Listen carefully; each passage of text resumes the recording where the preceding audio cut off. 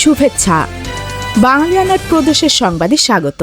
শুরুতেই শুনে নিচ্ছি সংবাদ শিরোনাম। জঙ্গল সলিমপুরে রাষ্ট্রের নিয়ন্ত্রণ প্রতিষ্ঠা হয়েছে, বসছে স্থায়ী ক্যাম্প। গাজায় অবরোধ ভাঙতে বাংলাদেশি জাহাজ, প্রধানমন্ত্রীর সংহতি। ট্রাম্পের হুঁশিয়ারি, মার্কিন অনুমোদন ছাড়া টিকবে না ইরানের নতুন নেতা। পুরো মার্চ মাস জুড়ে থাকছে বাংলায়ানার বিশেষ আয়োজন অগ্নিঝরা মার্চ। দেখতে চোখ রাখুন বাংলায়ানায়। এবার অন্যান্য সংবাদের সঙ্গে বিস্তারিত।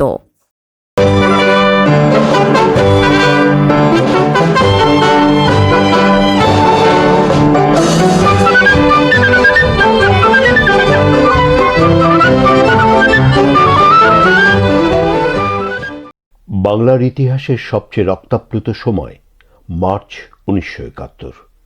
একই সঙ্গে এই মার্চই ইতিহাসের স্বর্ণোজ্জ্বল সময়।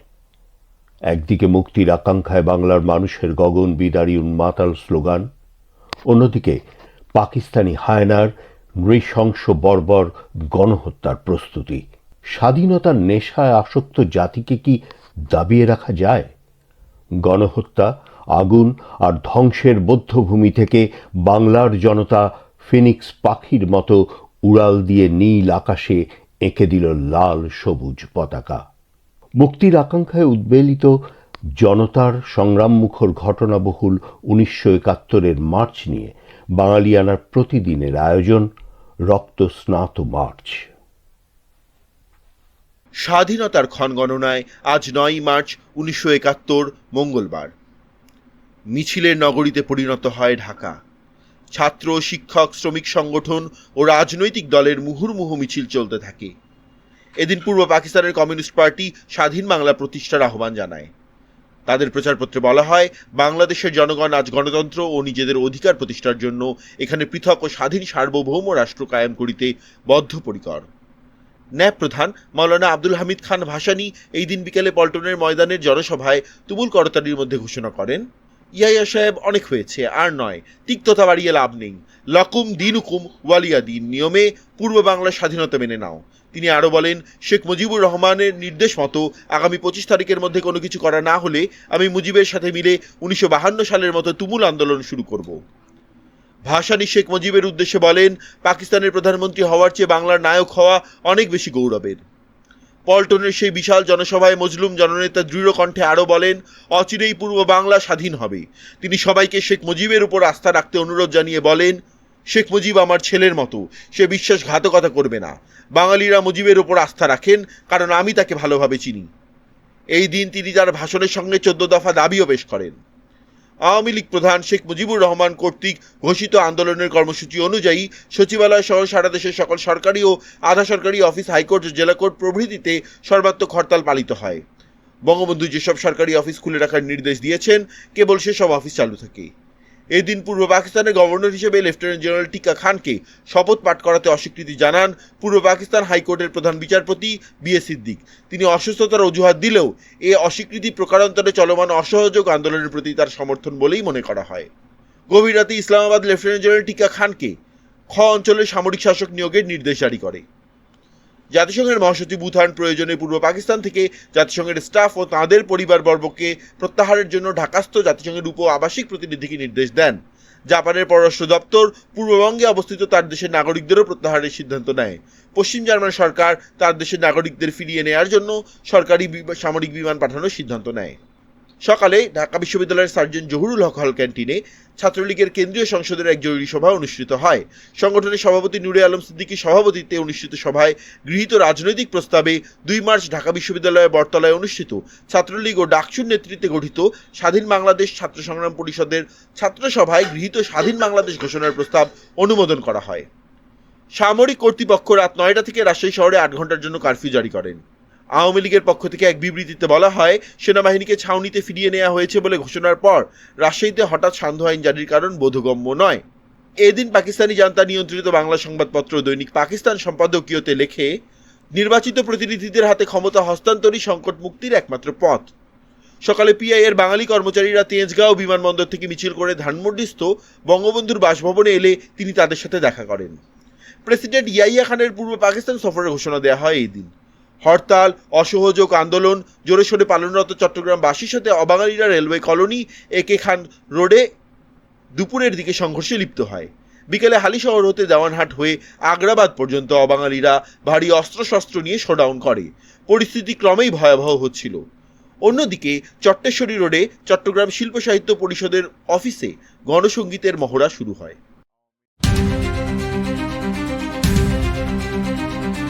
চট্টগ্রামের সীতাকুণ্ডের জঙ্গল সলিমপুরে যৌথ বাহিনীর সফল অভিযানের মাধ্যমে দীর্ঘ 2 দশকের সন্ত্রাসী রাজত্বের অবসান ঘটিয়ে রাষ্ট্রের পূর্ণ কর্তৃত্ব প্রতিষ্ঠিত হয়েছে।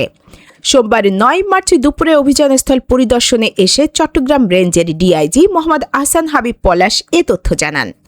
তিনি বলেন, 2003 সাল থেকে চলা অবৈধ দখলদারিত্ব ও অপরাধমূলক কর্মকাণ্ড রুখতে এবার পঞ্চমবারের চেষ্টায় পুলিশ, সেনাবাহিনী, বিজিবি ও জেলা প্রশাসন সফল হয়েছে।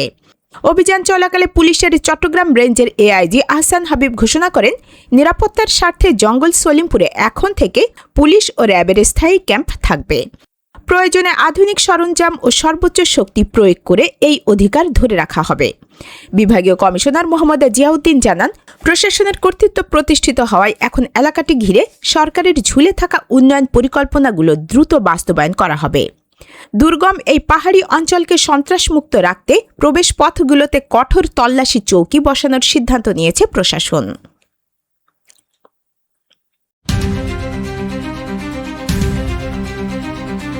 মুন্সিগঞ্জের শ্রীনগরে মোটরসাইকেল চালানোর সময় হেলমেট পরা নিয়ে কথা কাটাকাটির জেরে প্রতিপক্ষের গুলিতে নারী ও শিশুসহ একই পরিবারের 13 জন গুলিবিদ্ধ হয়েছেন। রবিবার রাত 9:30টার দিকে উপজেলার রুদ্রপাড়া গ্রামে এই নৃশংস হামলার ঘটনা ঘটে। আহতদের প্রাথমিক চিকিৎসা শেষে ঢাকা মেডিকেল কলেজ হাসপাতালে পাঠানো হয়েছে। স্থানীয়রা জানান, ভুক্তভোগী মিজান খান হেলমেট পরে বাড়ি ফেরার সময় মাদক কারবারে অভিযুক্ত হারুন ও মান্নান খান তাকে হেলমেট পরে মোটরসাইকেল চালাতে নিষেধ করেন। এ নিয়ে বিরোধের এক পর্যায়ে হারুন ও মান্নান খানের সহযোগীরা শটগান দিয়ে মিজানদের বাড়িতে এলোপাতাড়ি গুলি চালায়। পুলিশ ঘটনাস্থল থেকে 2টি আগ্নেয়াস্ত্র উদ্ধার সহ মূল অভিযুক্ত হারুন, মান্নান ও মহসিনকে আটক করেছে। এলাকায় থমথমে অবস্থা বিরাজ করছে এবং এ ঘটনায় মামলা প্রক্রিয়াধীন রয়েছে। ফিলিস্তিনের গাজায় ইসরায়েলি অবরোধ ভাঙতে আন্তর্জাতিক গ্লোবাল ফ্রিডম ফ্লোটিলা অভিযানে সরাসরি অংশ নিচ্ছে বাংলাদেশ। দেশের শীর্ষ সাংস্কৃতিক প্রতিষ্ঠান দ্রিকের এই উদ্যোগে পূর্ণ সমর্থন ও সহযোগিতার আশ্বাস দিয়েছেন প্রধানমন্ত্রী তারেক রহমান। সোমবার 9 মার্চ প্রধানমন্ত্রীর সঙ্গে সাক্ষাৎ শেষে বিশিষ্ট আলোকচিত্রী শহীদুল আলম এ তথ্য জানান। মানবিক সাহায্যবাহী এই বাংলাদেশি পতাকাবাহী জাহাজটি আগামী 12 এপ্রিল যাত্রার সম্ভাব্য তারিখ নির্ধারণ করা হয়েছে। প্রধানমন্ত্রী এই উদ্যোগকে স্বাগত জানিয়ে প্রশাসনিক ও কূটনৈতিক সহায়তার প্রতিশ্রুতি দিয়েছেন। ফিলিস্তিনিদের প্রতি সংহতি জানাতে বিশ্বব্যাপী এই নৌযাত্রায় বাংলাদেশের অংশগ্রহণকে একটি ঐতিহাসিক পদক্ষেপ হিসেবে দেখছেন মানবাধিকার কর্মীরা।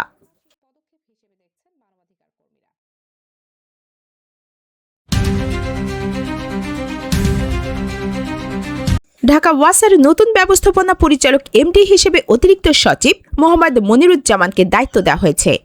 সোমবার স্থানীয় সরকার বিভাগ এক প্রজ্ঞাপনের মাধ্যমে তাকে এই অতিরিক্ত দায়িত্ব অর্পণ করে। এর আগে ওয়াসার এমডি মোহাম্মদ আব্দুল সালাম ব্যাপারী পদত্যাগ করেন।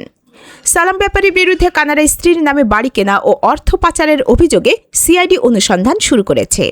বিতর্কিত প্রক্রিয়ায় নিয়োগ পাওয়া এই কর্মকর্তার পদত্যাগের পরই শূন্য পদে মনিরুজ্জামানকে স্থলাভিষিক্ত করা হলো।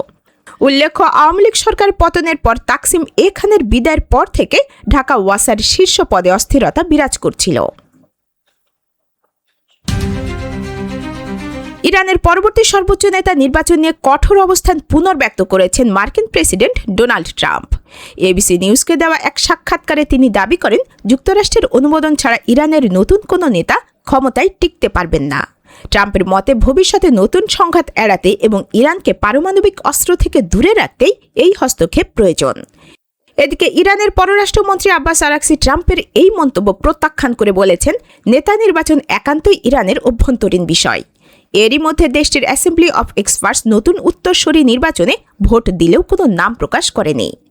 উল্লেখ্য, গত 28 ফেব্রুয়ারি মার্কিন ইসরায়েলি হামলায় আয়াতুল্লাহ আলী খামেনি নিহত হওয়ার পর তার ছেলে মোস্তফা খামেনির নাম আলোচনায় থাকলেও ট্রাম্প তাকে দুর্বল হিসেবে অভিহিত করেছেন।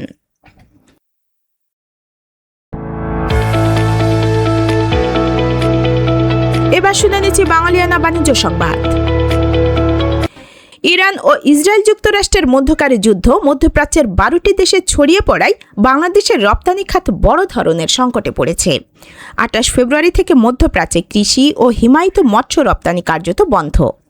প্রাণ, আরএফএল এবং স্কয়ারের মতো বড় প্রতিষ্ঠানগুলোর শত শত কন্টেইনার পণ্য চট্টগ্রাম বন্দরে আটকা পড়েছে। যুদ্ধের কারণে ফ্লাইট বন্ধ থাকায় আকাশপথে সবজি ও ফলমূল পাঠানো সম্ভব হচ্ছে না। খাতের সংশ্লিষ্টরা জানান, বাংলাদেশের কৃষি পণ্য রপ্তানির 60% যায় মধ্যপ্রাচ্যে। বর্তমান পরিস্থিতিতে হরমুজ প্রণালীতে জাহাজের চলাচল সীমিত হওয়া এবং বাড়তি জাহাজ ভাড়ার আশঙ্কায় $400 মিলিয়ন এই বাজার হারানোর ঝুঁকি তৈরি হয়েছে। দীর্ঘমেয়াদী যুদ্ধাবস্থা বজায় থাকলে প্রতিযোগিতামূলক বাজারে ভারত সমুদ্র পথের সুবিধা নিয়ে বাংলাদেশের অবস্থান দখল করে নিতে পারে বলে আশঙ্কা করছেন বিশেষজ্ঞরা।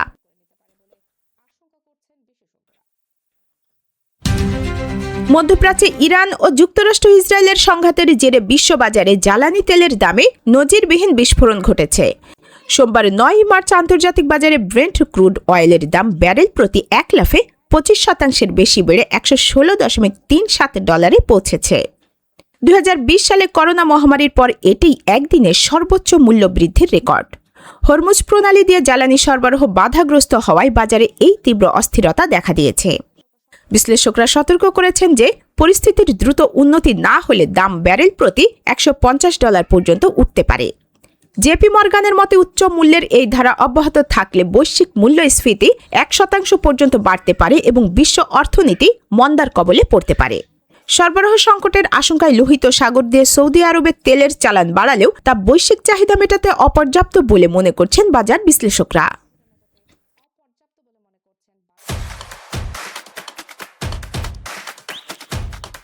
এবার শুনে নিচ্ছি বাঙালিয়ানা ক্রীড়া সংবাদ। ওমেন্স এশিয়ান কাপের গ্রুপ পর্বের শেষ ম্যাচে উজবেকিস্তানের কাছে 4-0 গোলের ব্যবধানে হেরে বিদায় নিল বাংলাদেশ। পার্থের রেক্টেঙ্গুলার স্টেডিয়ামে র্যাঙ্কিংয়ের 62 ধাপ এগিয়ে থাকা দলের বিপক্ষে হারলেও ঋতুপর্ণা মিলিদের লড়াকু ফুটবল নজর কেড়েছে। প্রথমার্ধের 10ম মিনিটে গোল হজমের পর 62 মিনিট পর্যন্ত উজবেকদের ঠেকিয়ে রেখেছিল পিটার বাটলারের দল। ঋতুপর্ণা চাকমার দূরপাল্লার শট এবং গোলরক্ষক মিলি আক্তারের দারুণ কিছু সেভ সত্ত্বেও শেষ আধ ঘন্টায় আরও 3 গোল হজম করে বাংলাদেশ। টানা 3 হারে আসর থেকে বিদায়ের ফলে 2027 বিশ্বকাপ ও 2028 অলিম্পিকের স্বপ্নও শেষ হল। তবে অভিষেকের শক্তিশালী দেশগুলোর বিপক্ষে এই অভিজ্ঞতা ভবিষ্যতে নারী ফুটবলে পাথেয় হয়ে থাকবে। বাঙালিয়ানা প্রদেশের সংবাদ শেষ হল। ধন্যবাদ।